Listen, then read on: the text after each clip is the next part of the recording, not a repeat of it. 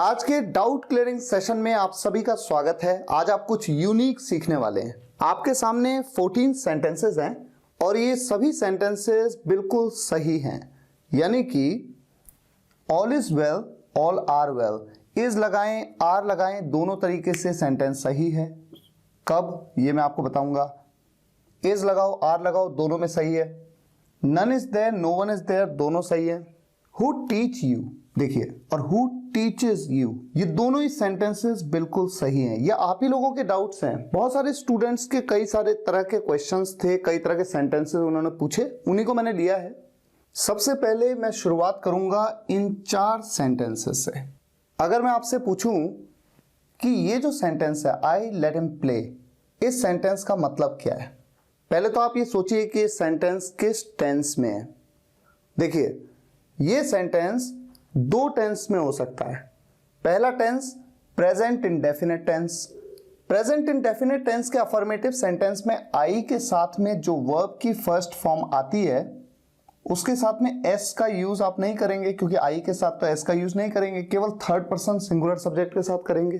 ठीक है, तो अगर ये प्रेजेंट इंडेफिनिट टेंस का सेंटेंस है आई लेट हिम प्ले, तो लेट के वीडियो लेक्चर में आपको बता चुका हूं इस सेंटेंस का मीनिंग होगा मैं उसे खेलने देता हूं, मैं उसे खेलने देता हूं। तो एक मीनिंग तो इस सेंटेंस का ये हो गया। दूसरा मीनिंग इसका क्या हो सकता है? ये सेंटेंस पास्ट इंडेफिनिट टेंस में भी हो सकता है। पास्ट इंडेफिनिट टेंस में सब्जेक्ट के बाद वर्ब की सेकंड फॉर्म का यूज किया जाता है। प्राइमरी वर्ब है लेट, उसकी सेकंड फॉर्म भी लेट होती है। लेट की तीनों फॉर्म्स लेट लेट लेट होती हैं। तो अगर ये पास्ट इंडेफिनिट टेंस का सेंटेंस है तो इसका मतलब है मैंने उसे खेलने दिया। तो आप ये समझ सकते हैं कि एक ही सेंटेंस के 2 अलग अलग मीनिंग हो सकते हैं। एक मीनिंग है इसका मैं उसे खेलने देता हूं, और दूसरा मीनिंग है मैंने उसे खेलने दिया। अब आप ये सोचेंगे कि अगर एक ही सेंटेंस के 2 मीनिंग हैं और मैं ये सेंटेंस किसी को बोलता हूं तो उसको कैसे पता लगेगा कि इस सेंटेंस का एक्चुअल मतलब क्या है? आ रहा है आपके दिमाग में ये क्वेश्चन? लेकिन इसके जवाब में मैं आपसे बस इतना कहूंगा कि जो भी सिचुएशन है उसके अकॉर्डिंग ही वो व्यक्ति आपको समझेगा। एग्जाम्पल, मान लीजिए वो व्यक्ति आपसे पूछता है, आपसे कहता है कि आप राहुल को खेलने नहीं देते हो, आप राहुल को खेलने नहीं देते हो, और तब आप ये सेंटेंस कहते हो I let him play, I let him play. तो यहां पर वो क्या समझेगा? इसका मीनिंग वो यही समझेगा ना कि आप ये कहना चाहते हो कि मैं राहुल को खेलने देता हूं, मैं उसे खेलने देता हूं। उसने कहा आप राहुल को खेलने नहीं देते, आपने कहा मैं उसे खेलने देता हूं, आई लेट हिम प्ले। और अगर यहीं पे वो आपसे ये कह दे कल आपने राहुल को खेलने नहीं दिया, और तब आप ये कहें नहीं नहीं ऐसा नहीं है, मैंने उसे खेलने दिया, आई लेट हिम प्ले। तो ऐसे में जब आप कहेंगे आई लेट हिम प्ले तो वो यही तो समझेगा ना कि मैंने राहुल को खेलने दिया, मैंने उसे खेलने दिया। तो मैं उसे खेलने देता हूं या मैंने उसे खेलने दिया, ये इस बात पे डिपेंड करेगा कि उस समय सिचुएशन क्या है, अगले व्यक्ति से आपकी बात हो रही है, किस मुद्दे पे बात हो रही है, क्या उसने पूछा जिसके जवाब में आपने इस सेंटेंस को बोला है। ठीक इसी तरह से अगर आप देखें दूसरा sentence, they put there mobiles on this table, इस सेंटेंस के भी 2 मतलब हो सकते हैं। अगर प्रेजेंट इंडेफिनिट टेंस में हम देखें, वे रखते हैं, पुट, इसके साथ एस का यूज तो नहीं होगा, दे के साथ में, ठीक है। वे रखते हैं अपने मोबाइल्स इस टेबल पर, वे इस टेबल पर अपने मोबाइल रखते हैं। एक तो मीनिंग ये है सेंटेंस का। दूसरा मीनिंग क्या है? पास्ट इंडेफिनिट टेंस में पुट की भी सेकंड फॉर्म पुट होती है, तो ऐसी कोई भी वर्ब जिसकी सेकंड फॉर्म भी वही होती है जो वो वर्ब है, ऐसे में कंफ्यूजन हो सकता है। वो सेंटेंस प्रेजेंट में भी हो सकता है और पास्ट इंडेफिनिट टेंस में भी हो सकता है। तो अगर ये सेंटेंस पास्ट इंडेफिनिट टेंस में, तो इसका मतलब क्या होगा? उन्होंने अपने मोबाइल रखे, उन्होंने आया गया उठा बैठा रोया सोया हंसा जागा, पास्ट इंडेफिनिट टेंस में। उन्होंने अपने मोबाइल रखे इस टेबल पर। तो आप देख रहे हैं ना किस तरह से एक सेंटेंस के 2 मीनिंग बन रहे हैं। ठीक इसी तरह से एक स्टूडेंट ने मुझसे पूछा कि द विंडो वॉज ब्रोकन, इस सेंटेंस का क्या मतलब है? इस सेंटेंस के भी दो मतलब बनते हैं। देखिए, अगर इस सेंटेंस को हम एक सिंपल सेंटेंस की तरह देखें, सिंपल सेंटेंस की फर्स्ट कैटेगरी, जहां पर जो भी सेंटेंस में आने वाली वर्ब है, यहां पर सब्जेक्ट के द्वारा, ये जो सब्जेक्ट है ये कोई काम नहीं कर रहा है, उसके बारे में सिर्फ बताया गया है कि वो ब्रोकन था। अच्छा, ब्रोकन क्या है? ब्रेक की थर्ड फॉर्म है ना, ब्रेक की थर्ड फॉर्म। ब्रेक मतलब तोड़ना, ब्रोकन का मतलब क्या है? टूटा हुआ। जैसे बेंड मतलब मोड़ना या मोड़, और बेंट उसकी थर्ड फॉर्म का मतलब मुड़ा हुआ। ये बात मैं सिंपल सेंटेंसेस वीडियो लेक्चर्स में आपको बता भी चुका हूं ऑलरेडी। तो अगर ये सेंटेंस को हम एक सिंपल सेंटेंस की फर्स्ट कैटेगरी का समझें, तो इस सेंटेंस का मतलब बनता है खिड़की टूटी हुई थी। खिड़की टूटी हुई थी, ठीक है। और दूसरा मतलब, अगर इस सेंटेंस को मैं कहूं कि ये पैसिव वॉइस का सेंटेंस है, तो पैसिव वॉइस किस टेंस का पैसिव वॉइस है? ये पास्ट इंडेफिनिट टेंस का। पास्ट इंडेफिनिट टेंस का जो पैसिव वॉइस होता है, उसमें जो वर्ब यूज होती है, हेल्पिंग वर्ब, वो वॉज या वर का यूज किया जाता है। ये थर्ड पर्सन सिंगुलर सब्जेक्ट बन जाता है, ऐसे में वॉज का यूज किया जाएगा। तो तब इस सेंटेंस का क्या मतलब होगा अगर ये पैसिव वॉइस में? तो पास्ट इंडेफिनिट टेंस में तो सेंटेंस ऐसे होते हैं ना, आया गया, उठा बैठा, रोया सोया, हंसा जागा, नाचा गाया। खिड़की को तोड़ा गया, खिड़की को तोड़ा गया, द विंडो वॉज ब्रोकन। तो दो सेंस हैं सेंटेंस के, खिड़की को तोड़ा गया और दूसरा है कि खिड़की टूटी हुई थी। डिपेंड करता है कि जब आप इस सेंटेंस को यूज करेंगे तो उस समय क्या सिचुएशन है जब आप इस सेंटेंस को बोल रहे हैं, और उसी के अकॉर्डिंग दूसरा व्यक्ति आपको समझेगा कि आपके बोलने का क्या मतलब है। अच्छा, देयर वॉज अ टैप। अब इस सेंटेंस में देखिए, कई स्टूडेंट्स ये कहते हैं कि सर यहां पर देयर का यूज हो रहा है, तो देयर का मतलब तो होता है वहां। लेकिन अगर आपको याद हो, मैंने देयर के वीडियो लेक्चर में आपको बताया है कि देयर का हर बार मतलब वहां होना जरूरी नहीं है। इस सेंटेंस के दो मतलब बनते हैं। एक बनता है वहां एक नल था, टैप मतलब नल, वहां एक नल था। और दूसरा मीनिंग बनता है एक नल था। जब हम किसी कहानी की शुरुआत करते हैं तो कैसे करते हैं? एक राजा था, उसकी 4 रानियां थी, उसके 3 बच्चे थे, ऐसे ही बोलते हैं ना। ठीक उसी तरह से किसी कहानी की शुरुआत मान लीजिए नल से होती है। एक नल था, उसमें पानी नहीं आता था, ऐसा था वैसा था, यही तो होती है ना स्टोरी, कोई भी स्टोरी की शुरुआत। तो इस सेंटेंस के भी दो सेंस हो सकते हैं, वहां एक नल था या फिर एक नल था। अगर मैं किसी को कहानी सुनाऊंगा और तब मैं कहूंगा देयर वाज अ टैप, तो वो यही समझेगा कि एक नल था। और अगर आप मुझसे पूछें सर वहां पर क्या था, और मैं कहूं देयर वाज अ टैप, इसका मतलब आप क्या समझेंगे? कि वहां पर एक नल था। तो ये डिपेंड करता है कि किस कॉन्टेक्स्ट में आप किसी सेंटेंस को बोलते हैं। अब हम आ जाते हैं इन दो सेंटेंसेस में, बहुत इंटरेस्टिंग सेंटेंस हैं। अच्छा, सबसे पहली बात, ये सेंटेंस हो चाहे ये सेंटेंस हो, दोनों ही प्रेजेंट इंडेफिनिट टेंस के सेंटेंस हैं। अब सवाल यह है कि प्रेजेंट इंडेफिनिट टेंस के इंटरोगेटिव सेंटेंस का रूल आपको यह कहता है कि पहले आप WH फैमिली का मेंबर यूज करें, उसके बाद हेल्पिंग वर्ब यूज करें, उसके बाद सब्जेक्ट यूज करें, उसके बाद आगे बढ़ें, वर्ब की फर्स्ट फॉर्म यूज करें, फिर ऑब्जेक्टिव पार्ट पे आए। यही होता है ना। लेकिन देखिए, पहले तो इस सेंटेंस का मतलब क्या है, थोड़ा ध्यान से सोचिएगा। कौन पढ़ाते हैं आपको? अगर मैं आपसे पूछूं आपको कौन पढ़ाते हैं, तो बताइए सेंटेंस में सब्जेक्ट क्या है?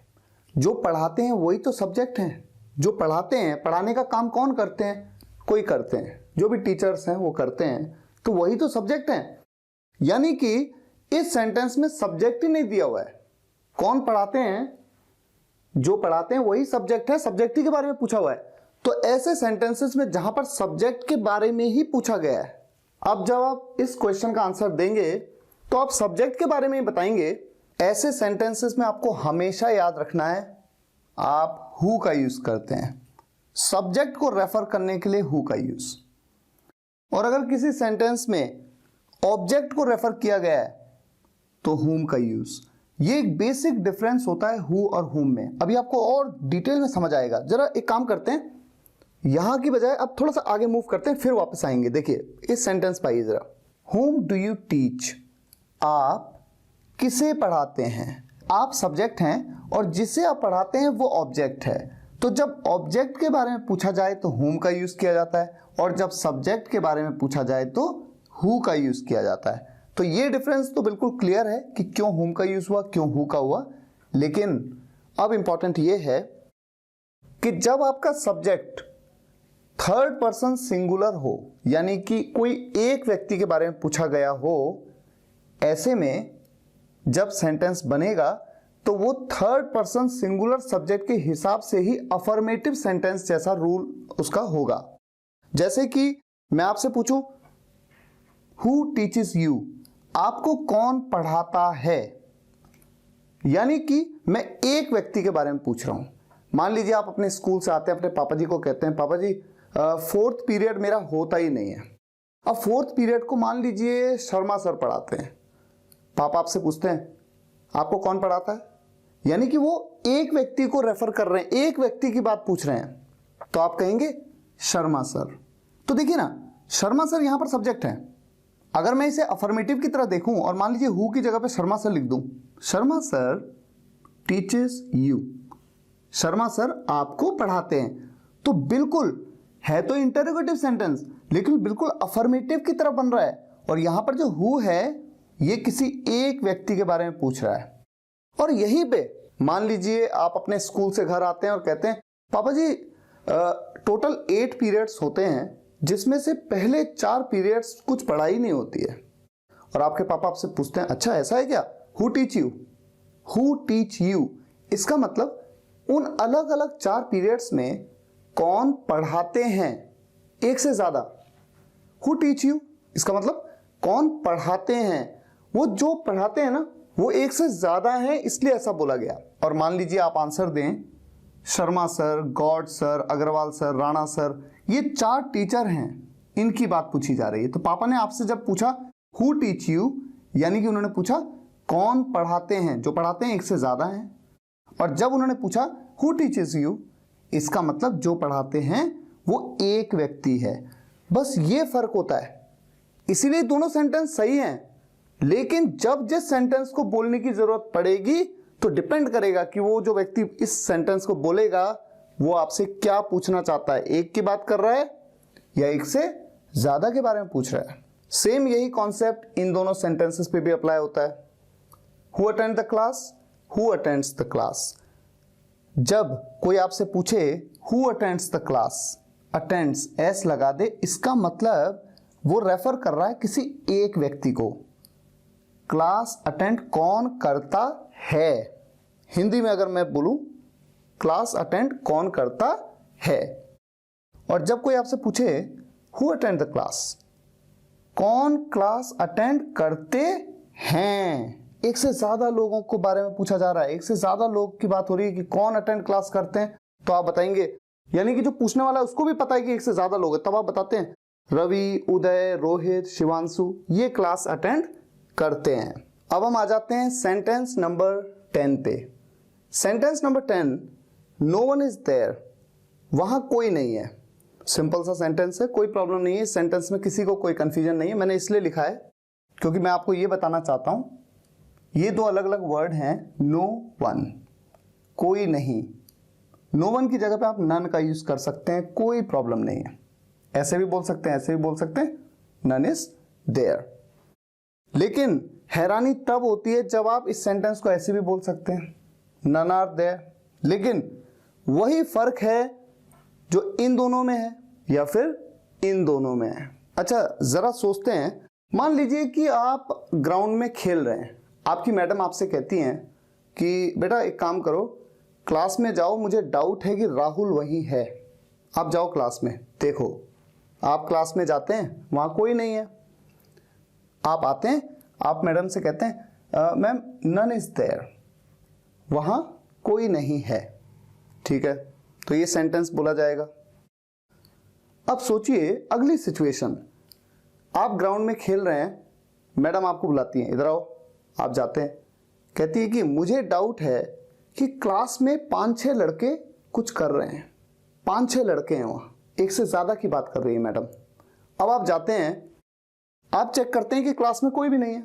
अब आप मैडम के पास आते हैं और आप कहते हैं ma'am none are there, ma'am वहाँ कोई नहीं है। हैं हिंदी में भी ना हम है और हैं कह देते हैं, बिंदी लगा देते हैं। तो सेंस पे जाइए आप ये समझ लीजिए कि जब आप दूसरे व्यक्ति को ये बता रहे हैं कि कोई नहीं है वहाँ, है एक की बात वो व्यक्ति सोच रहा था, आपने बता दिया कि नहीं कोई नहीं है। और जब वो व्यक्ति सोच रहा था कि एक से ज़्यादा है वहाँ और आपने कहा कि नहीं वहाँ कोई नहीं है, यानी कि आप तो एक्सपेक्ट कर रहे हो वहाँ लोग हैं कई, नहीं वहाँ कोई नहीं है। ऐसे में नन आर देयर। अब हम आ जाते हैं सेंटेंस नंबर 13 और सेंटेंस नंबर 14 में। मान लीजिए आप किसी से मिले और वो आपसे पूछे और कैसा चल रहा है, और आप कहते हैं सब ठीक है, सब ठीक है, यही बोलते हैं ऑल इज वेल, सिंपल। लेकिन अगर वो व्यक्ति आपसे ये पूछे कि आपके घर में मम्मी पापा बहन भाई सब कैसे हैं, तब आपको कहना है, तो आप क्या कहते हैं, सब ठीक हैं। वहां पर आप हैं कह देते हैं ना, बिंदी लगा देते हैं ना, हैं क्यों कह देते हैं, क्योंकि आप एक से ज्यादा की बात कर रहे हैं, एक से ज्यादा को रेफर कर रहे हैं। तो जब यहां पर आप एक से ज्यादा को रेफर करने के लिए बोल रहे हैं ना, सब या सभी ठीक हैं या सब ठीक हैं, ऐसे में आप आर का यूज करते हैं। तो आपने देखा कितनी छोटी छोटी सी चीजें हैं जो आपको सीखनी पड़ती हैं, और इंडेफिनेट प्रोनाउन के वीडियो लेक्चर में तो मैं ऑलरेडी इसे कवर भी कर चुका हूं। तो ये बिल्कुल इस तरह से आप यूज करते हैं। अच्छा, लिखते वक्त भी बोलते वक्त भी इन छोटी छोटी चीजों का आपको ध्यान रखना पड़ता है। मैं समझता हूं कि आज के इस वीडियो लेक्चर से आपने कुछ बहुत ही बारीक चीजों को सीखा है, और मुझे उम्मीद है उससे आपकी इंग्लिश में इंप्रूवमेंट जरूर आएगा। इस तरह की डाउट क्लियरिंग सेशन की सभी वीडियोस को अगर आप देखना चाहते हैं तो चैनल की प्लेलिस्ट में जाकर के डाउट क्लियरिंग सेशन के लेसन पे आप क्लिक करिएगा, और वहां पर सभी वीडियोस एक सीक्वेंस में दिए गए हैं। एक एक वीडियो को देखिए और एक एक डाउट को क्लियर करिए। मुझे उम्मीद है आपको ये वीडियो लेक्चर पसंद आया होगा।